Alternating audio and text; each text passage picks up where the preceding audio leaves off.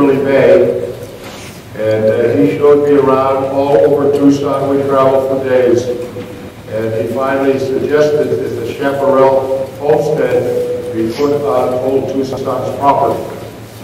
And that did make a lot of sense to me, because since we had protection there that no one could come in and destroy it once we established it, it was out of the Tucson. It also had the street, which was something we needed to use anyway. So it was through Bob Shelton that the High Chaparral set was built in Tucson. And we had art director came over then with art directors and laid it out. That Bill Blackston came over, and camera people came over to adjust how the sun would hit the front of the ranch house. So when you're out there tomorrow, it has a whole new different meaning than what you see on the television set. So we're happy to have Bob here, and he'll answer if he can hear you any questions that you might want to know about old Tucson. We love Bob. That's all I can tell you. We love Bob. I don't know how many films that were shot at a lot. John Wayne used to use it a lot too, so it's a historical spot. Okay. You want to open with anything, or do you? Yeah, I got a little story I can tell. Yeah. All right. This happened in Big Bear, California. You know what I can tell this? Oh, you did? You were here last year? No. Yes, see, he doesn't agree. I told it to somebody at the party. Oh, you know my story. I'll steal from you anyway. I'm telling you, it's like this every day. Ken he rented a bunch of motel rooms up there at Big Bear, and he didn't have enough for one guy per room, so we doubled up, which is okay. So Bobby White and I, so he put us in the same room, and each with a single bed, not two queens. We had two single beds, and once in a while he was in the cracks of coming by early to make sure you're out of bed around 6. And he would do that sometimes and surprise people. Open the door and say, "You up yet?" So Bobby and I woke up. It was hot, so we slept in our shorts just with a sheet. We're laying there about 5:30 in the morning talking to each other, him in his bed, being mine, of course. And we're talking, and we see Ken go by the window.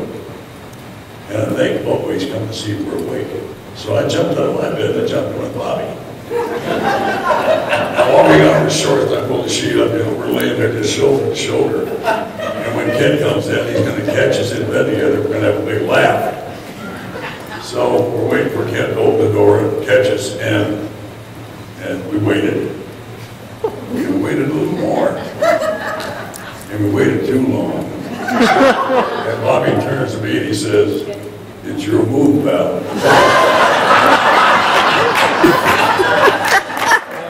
I gotta tell the rest of the story. Speaking of Bobby Hoy, the story's a little longer than worth repeating, because this was Bobby Hoy's first location as a stunt coordinator, a stunts person, and they were shooting a picture of Canad, Utah, feature. And the only way you could get there is by small plane. And Bobby and a few other people had flown in, and at lunchtime, the show had already been started. But Bob had his lunch, and he went to the Yukon and got his per diem and his room assignment. So he then went back and was talking to some of the other stunt people. And so they said to Bobby, "Well, who are you rooming with?" And he said, "Well, they told me Charlie Horvath." Now, Charlie Horvath was another stunt person that we've used many times. I mean, he was no deck. He was all muscle, right from here on down, and a big man. So they said, "Well, you're rooming with Charlie?" And he said, "Yeah." He said, "Well, Charlie's a great stunt guy, he's a great guy, but if he gets into the booze a little bit, he kind of wants to turn a little bit, so you have to be careful rooming with him." So, if you know what I mean, he's a little like the loafers. So anyway, Bobby comes in that night, was in the shower. He comes out, and there's Horvath in his DVD shorts leaning against the wall. So Bobby left and slept in the bus for 3 nights. 3 nights had gone by and he'd been working every day. He was a little rank, so he got off early, went in, took a shower, comes out, there's Horvath. Where have you been, boy? Well, that night he slept in the tub. So 2 nights go by and he finally gets off early, goes out, gets in the shower. In the meantime, Horvath, you know, in the old hotel rooms, they had 2 beds and a table. He'd taken the table out, pushed the 2 beds together, and it's laying there with no clothes on at all, and saying, now it's time to Bobby. Well, Bobby runs to the door to get out. Well, he can't run out because there's a whole bunch of guys on the other side holding the door so he can't open it. Well, finally they opened the door and told him the whole thing was a gag. That was Bobby's first location. And he told me that story and I had to repeat it.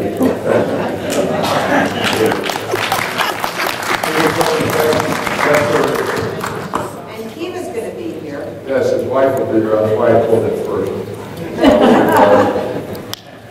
One more quick, Bobby. We stayed at the old Tucson house. A block and a half down the road, there was a bar called Gus Vandy's. And we drank down there a lot. And so Bobby and I once in a while, we'd drive down here in my pickup truck. So we'd have transportation down here. So one Thursday, he says to me, he says, can I borrow your truck? Friday, I've got to go to Tucson to see my cousin. I said, sure, take the truck. So Monday morning, we come down the lobby, we're going out, and out to the set, I said to Bobby, I says, how was Phoenix? He's going to Phoenix to see his cousin. And he says, I never made it to Phoenix. I said, well, where the hell you been all weekend? He says, I was at Gus Vandy's. I said, that's only a block and a half away, you could have walked. Where'd you take that from? I says, where the hell did you sleep? He said, in a booth. That's a booth all weekend. Oh, gosh. That's it. That's Bobby Boy's story. Speaking of stories like that, Eddie Allen, who was our head ramrod for all the horse and cattle, and he was a hell of a man. I wish he was here today, but he's not doing too well. But anyways, Eddie and one of his drivers wanted to go down to either Gus and Andrews, another bar down the street. They couldn't find transportation. So they took the 18-wheeler horse truck and drove it down the parking lot and went in and had a few drinks, and Henry got a little tipsy. So they came out to come home, and the driver wouldn't let Henry in the cab. He lowered the back gate, put on Henry the gate, closed it, he fell into the horse truck with all the other droppings over there. So that was Henry's ride home. He said, you deserved it. You got any wild stories? No, I'm just as sweet as they can be. Nothing bad. We have a clip for your wives that you think may have, you have made a story. Okay. I'm going to show them. Lito decided to quit town because they heard about turkey being wrapped off in a raffle shot. Well, they actually won it. Now they put the turkey in a crate, and all of a sudden the turkey gets loose in town. It runs all over the town, and they're chasing it back and forth. They finally caught it again, put it back in the crate, decided at this point they all needed a drink. So they went into the saloon, and naturally the turkey got loose, and now it's havoc in the saloon. They wrecked the saloon, because when they were chasing the turkey all over the saloon. Now then they had this stuff where they got lost out in the desert. They finally got it into a buckboard, and they're taking it home. And the story was, actually, that the buckboard, this was before this scene that you saw, the buckboard would hit a bump, the turkey would fall out of the crate onto the ground. And we're getting ready, we built up a bump for the buckboard to hit, so the crate would fall. Well, in humane sense, stop. You can't let the turkey fall out of the buckboard, he might get hurt. You're going to have to kill the turkey and then let him fall out of the crate, so he won't get hurt. Oh, jeez. That's stupid. Jack Lilly, who was one of our writers in the bunkhouse gang, he said to the humane man, Speaking for the turkey, I'd like to take my chances.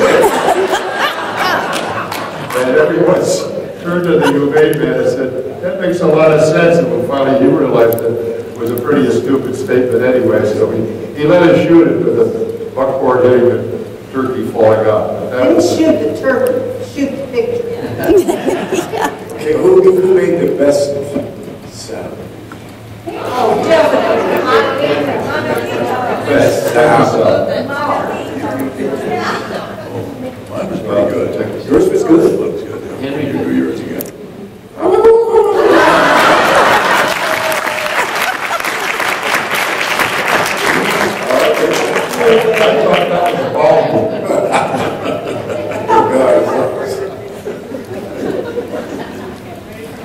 where do we go from Oh, there? there's another clip.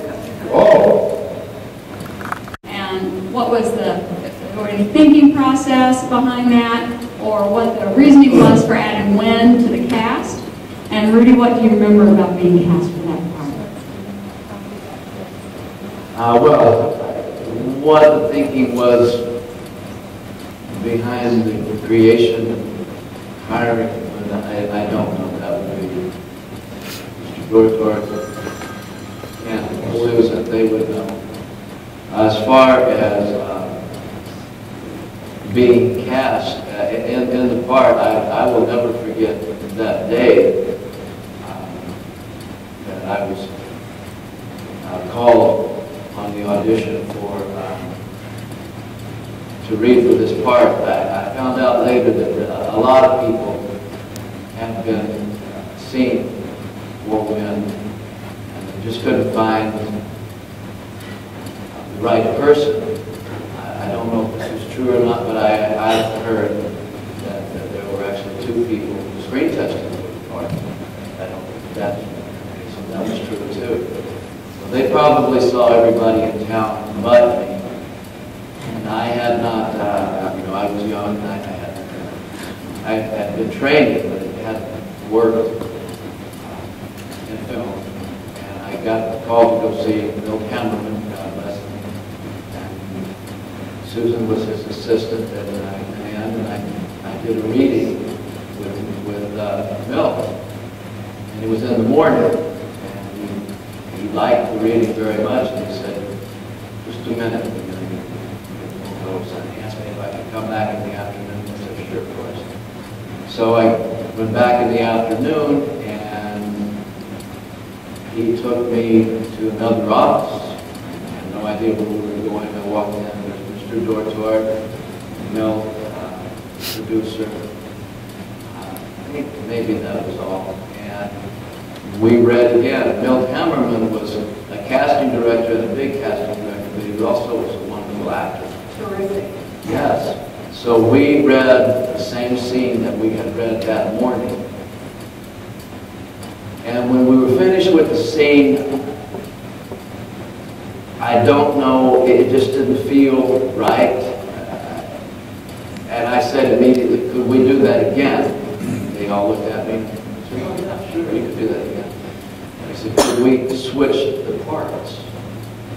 And then they got a look like, I got a look at them. I thought, maybe I did something wrong, but I was firm in my belief. And he said, oh, okay. Except for Milt. Milt was down for it. He was, what I didn't know until later, Susan told me, we were reading a scene from the American classic play, Hatful Rain. That was his favorite play. He knew the play like the back of his hand. Didn't bother him to switch parts at all. So we switched parts, did a reading. The scene was between 2 brothers. One was a drug addict. One was the one that had always helped him out. But he said, no more. Well, I played, when we switched parts, I played the brother who said no more. And he was begging, begging, begging. And didn't want him near me. And at one point he reached out and he grabbed me. He tried to, and I just went, whoa, don't touch me. Mr. Dorr told me, that's the moment that he saw him. And he said, that's what women do. So Mill finally did touch me. I took him to the ground. took everything out of his pockets, picked him up, opened the door, threw him out into the office where Susan was, and slammed the door. And then I turned around, and I was jacked. And I just didn't even look at them. I was just finishing off my emotions. And then I came back to reality. When I sat down and looked at them, and that time the door opened up. And opened in. Well, can I come in now?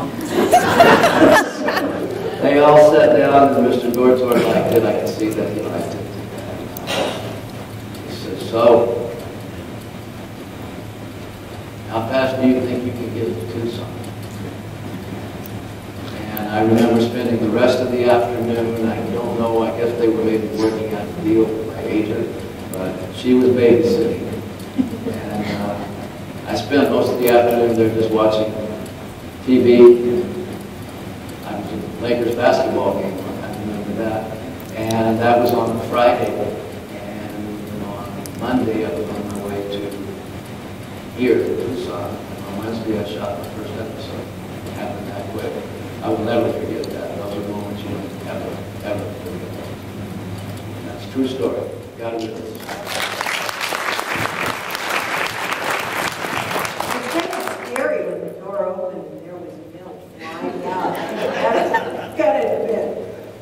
A little background on the character himself. As you all probably know, Blue's character, Mark Slade, wasn't happy doing the part. He wanted out, to get out, and because of contract, he couldn't get out. So a lot of the stories avoided it, just to make him happy, and so it's kind of changed the complex of the overall makeup of the age group. So we did need someone of a younger group, being Rudy when he was younger, take over some of that kind of a part. Not to duplicate it or become part of the family, but it was just as a age group to try to draw a younger audience in to our show. So that was one of the reasons behind the character being developed. Yes? I'm wondering if Don and Henry remember their audition for their, when they auditioned for High Chaparral, or how that all came about. They probably didn't have to audition. Well, I'm pretty sure. Mine was quick. Bill Mayberry called me and he said, we got one job left on High Chaparral. The former of the ranch you want? I said, yeah.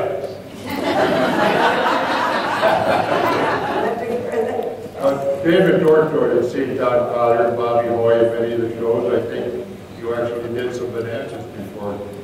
You know, I don't know if Henry did a bonanza before. You did some afterwards. The year after the pilot, the show was shot in June, and it was too late to put it on that next September because NBC had already finalized their fall schedule. So we had to hold the show until the following fall. So then we started shooting again in May and June. But after the initial pilot, NBC wanted to keep their characters up front and alive, so we put them into Bonanza quite a few different times, all the cats. Yeah, I did five. Actually, Five of them, yeah. and They kid got me the job on High Chaparral. John Cannon's part, he did a hell of a show with Bonanza where he's up on the mountain as a mountain man. Yes. That was Roddy Howard. Yes. That's Howard's brother. Henry, Roddy Howard. wasn't Mr. Dortor looking for you to play one of these? Yes, I had seen a play called Wonderful License, written by Ray Bradbury, who was a darling at the time. And he opened at theater, the West Mountains Theater in Hollywood. And he came to see the play, he came to see somebody else. And it was a play about 6 Mexican Americans who each contribute $10. It was a play about the 40s and 50s. And they each contribute $10 and they buy this wonderful ice cream colored suit. wear the suit one day. On the 7th day, they put the suit on a hanger and the whole thing, and they put it up on the roof. And they all lived on the roof of this apartment. And he saw the play, and he liked my character, Martinez. I then finished the play after 6 months. It's the longest running play I ever did. And wound up going to the Pasadena Playhouse, which was an actors theater school. And got into the repertory company with Monty Markham. There were a number of other people. And got to do that. And from there, I changed my name from Henry Delgado to Henry Darrow. And so they started looking for Delgado. And it was 9 months later, I walked into his office. And he said, "We've been looking for you. Where have you been?" So when I walked in, there was not only David Dortor, but there was the head of NBC casting at the time. I don't remember what it was.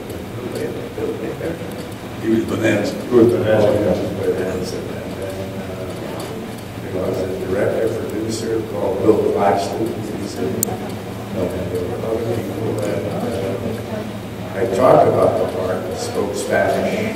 There would be some moments where I would speak some Spanish, etc. And basically did the part as I was talking about it. See, and then he grasped and became very lively. And when I finished, I said, "I'd be glad to read." And David Dormer said, "You don't have to read. So that was it." But previous to that, in the lobby was Linda Crystal, who had played my sister, and she wished me good luck as I went in to say goodbye. And so it was a nice audition. Were you there? Me? Oh, that one. No, I was only 5.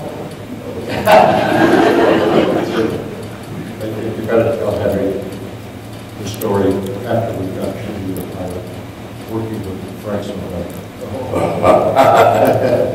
Working with Frank was a delight.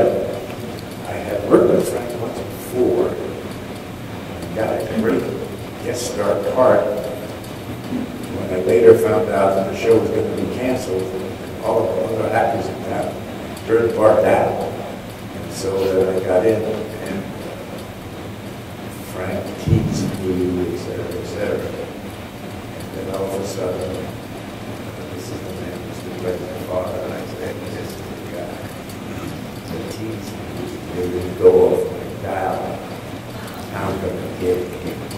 And anyway, as the stuff went on, when he went up, which is, he forgot dialogue, when we go,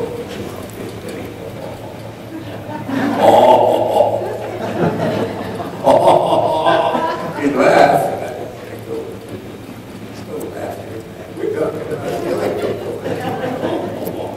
And so, it was only a few years ago when I had forgotten some dialogue and I found myself going,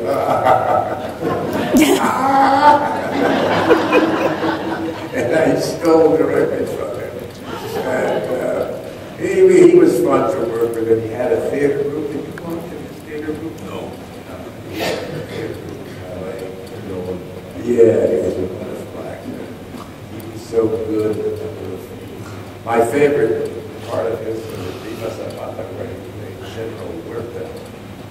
Oh, he was wonderful. He was wonderful. Absolutely. Speaking of him, we wanted to show a little clip. Oh, great. I suppose provide you. I always loved Frank and Hombre, but it was the head of. Oh, God. Hey, Frank. Just great character. We got him drunk one day. He was supposed to be drinking tequila. And unbeknownst to him, there was a master shot, and a two-shot, with a shoulder shot, and a close-up, Titanic got to the close-up. He had drunk about 5 shots of vodka straight. He said they had a peculiar taste. And then he'd drink it, and then he'd look at everybody and realize, oh, they're putting me on, and he felt he could handle it pretty good. Billy Paxton said, okay, we've got to take a break for half hour, and then we'll come back to the seat. But he was a pleasure. And that improvised. He was a good storyteller. But that's an example of his vivacity to work with, sort of a gusto. When he found out that she had married August.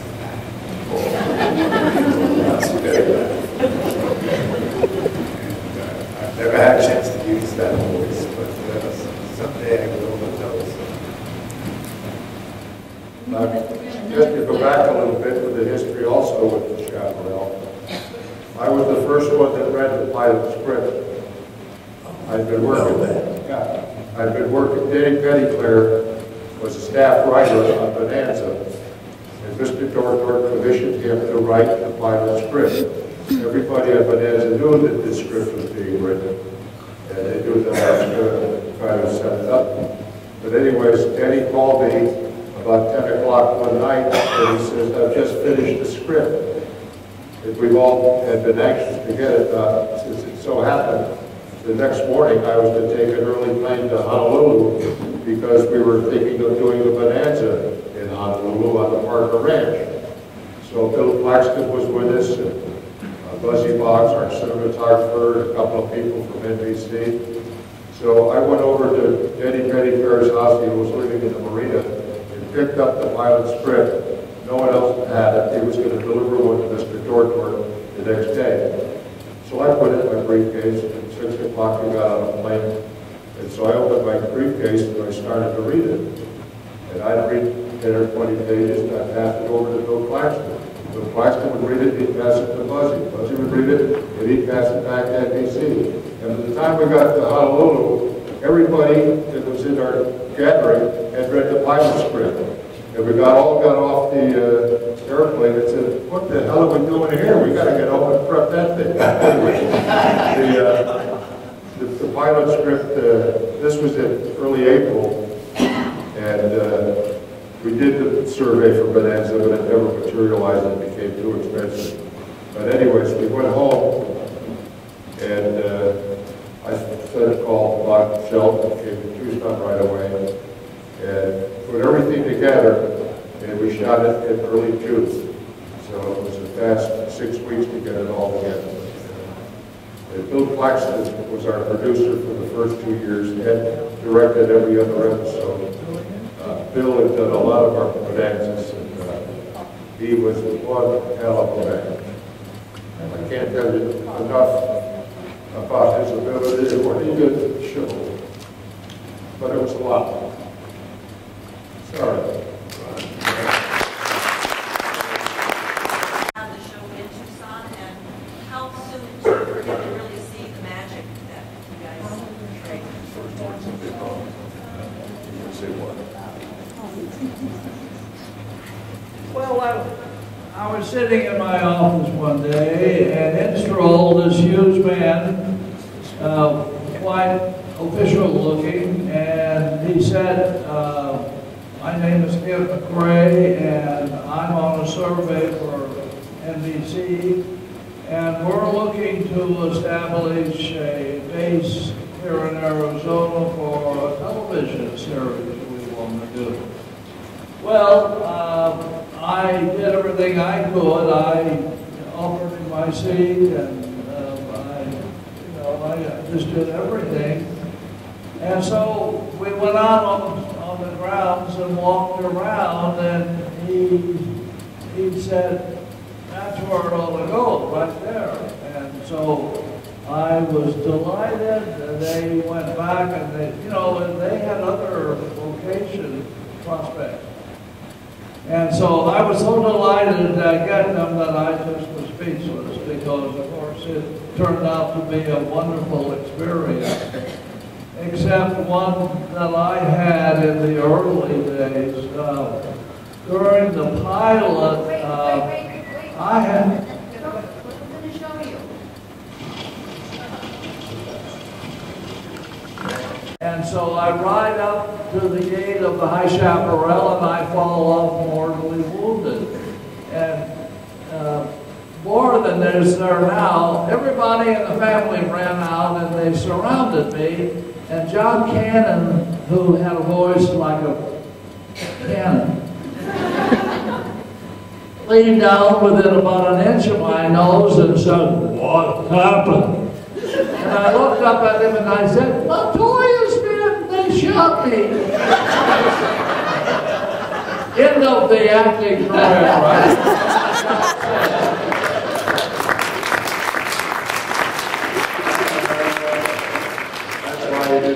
I just want to, while I got the microphone, I want to don't be deceived by this innocent, happy-looking group up here.